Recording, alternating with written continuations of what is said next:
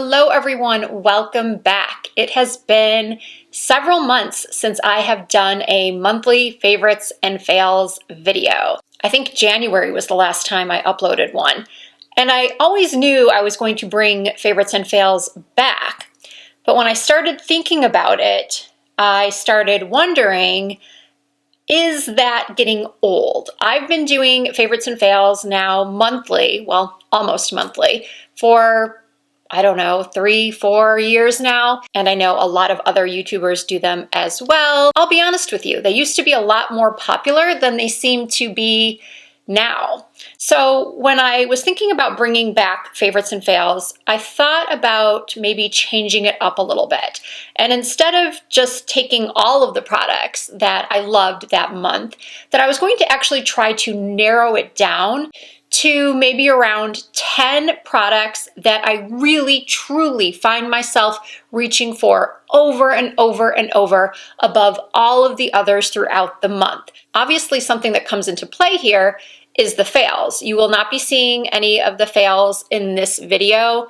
What I was thinking was, because most of the time I only have about 3 or 4 at the most fails every month, sometimes I only have 1 or 2, that I might put that into a YouTube short and just say products that didn't work for me this month, or maybe put it over on Instagram. But then again, some of you aren't on Instagram. So I'm just asking for feedback on how you would like me to move forward with these favorites or favorites and fails videos.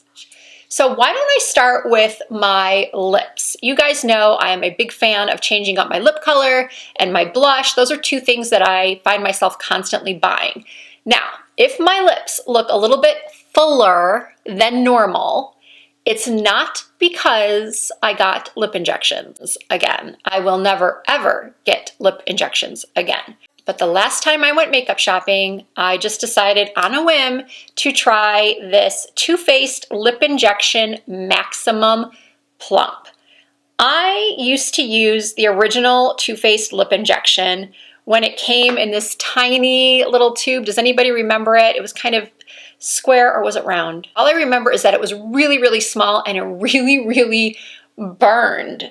And then a lot of other lip plumpers came out on the market, so I sort of moved away from that one. And long story short, I don't know why, I just decided to give this one a try. So I bought it, and the next day before I started my makeup application, I applied it to my lips, and I was a little nervous because I remembered how badly my lips sort of burned when I would use the original Too Faced lip injection. And I went and got Maximum Plump, so I was preparing for the worst. But it didn't hurt that badly. I'm not gonna say it didn't hurt at all. Everyone's pain tolerance is different, and I wouldn't necessarily say that it's painful. You definitely feel something, at least I did, but it wasn't so bad that I felt like I had to immediately wipe it off.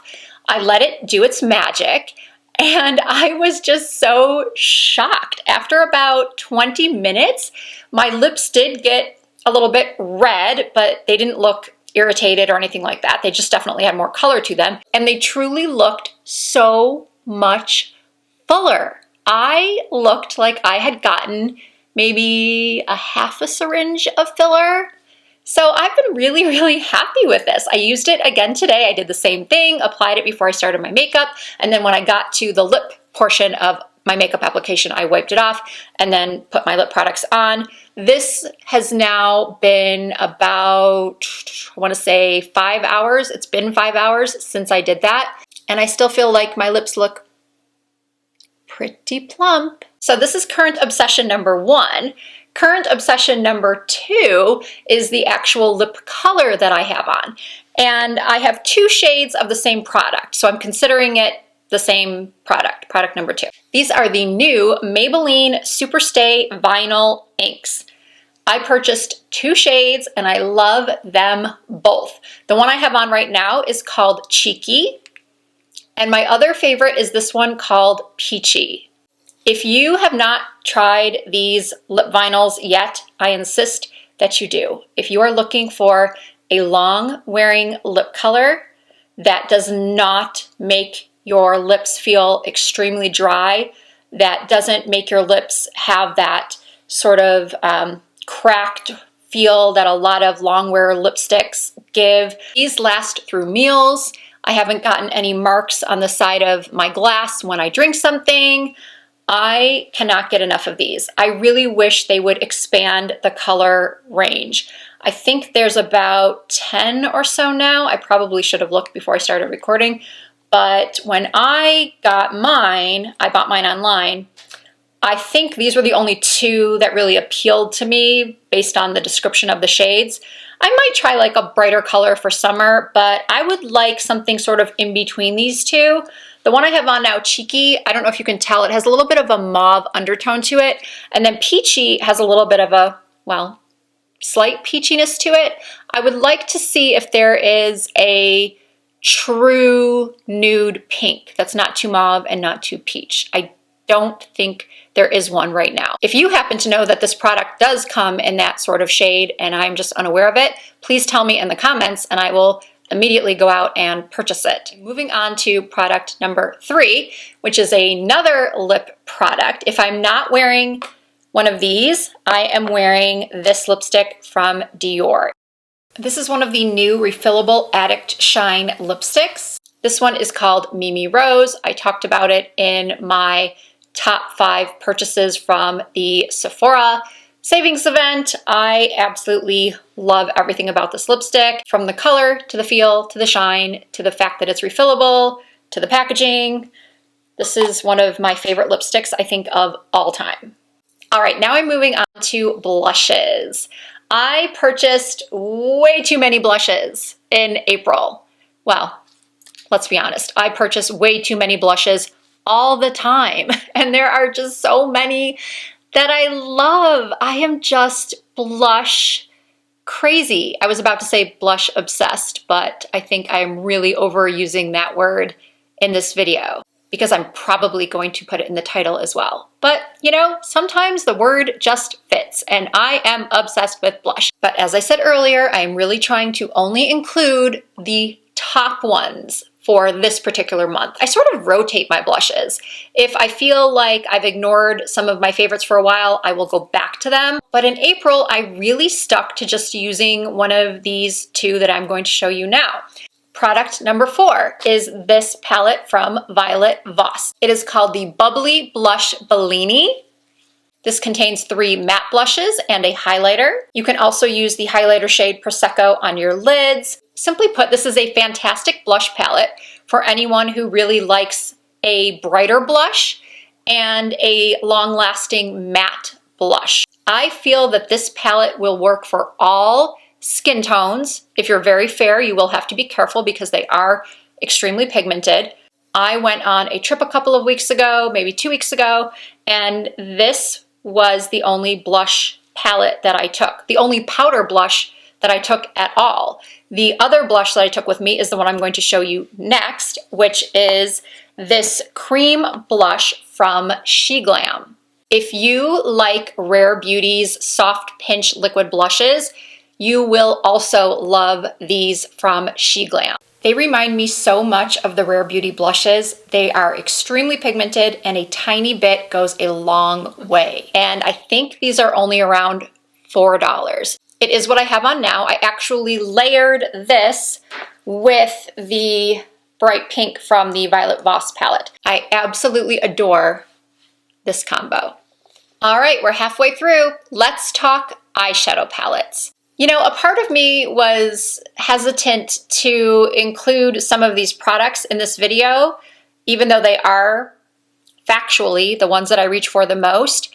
I don't like to keep talking about the same products over and over in videos, but on the other hand, I have received feedback from my viewers stating that you actually like to see me use the same product over and over or talk about the same products over and over because that just enforces the fact that I really truly do like those products. So I have talked about this palette, the NARS Summer Unrated, in another video. I think it was the same video that I may have mentioned already where I talked about my top 5 products from the Sephora VIB sale. I just can't get enough of this palette. Since NARS launched, and I think it was 1994, I've been using at least some of their eyeshadows or eyeshadow palettes. For the most part, I think the quality has always been excellent, and these palettes I truly feel are a really good value. I mean, you're getting 1, 2, 3, 4, 8, 16 eyeshadows for I think $60. And while yes, that's a lot to put out at one time, I think you will find yourself using this palette so often. If you are someone that does not like any sort of warm tones, if you don't think they look good on you, then no, just disregard everything I just said.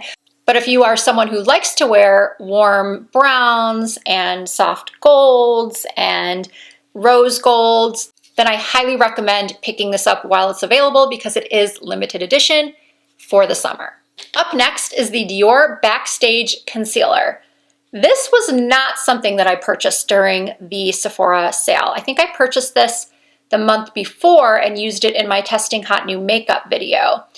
And I really liked it then, and I've grown to like it even more since I've been using it. And obviously, as the title states, I can't put it down. It's the one I reach for out of all of my concealers lately. And that is saying a lot when you've got like 8 or 10 other excellent concealers on your vanity or in your drawer, in your makeup drawer.